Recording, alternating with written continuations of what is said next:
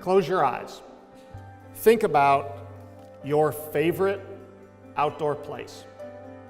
You know, a place where your grandparents introduce you to the outdoors, or where you go with your family or friends just to really enjoy time together. Well, open them. Chances are that place was probably helped conserved in some way by the Nature Conservancy.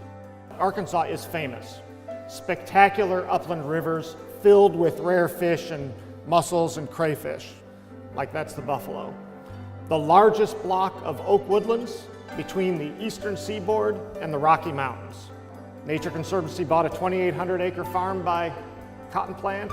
It has miles of ditches.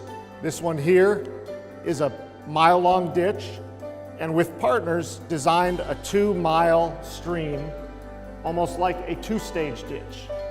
A narrow little ditch that meandered with a shallow floodplain.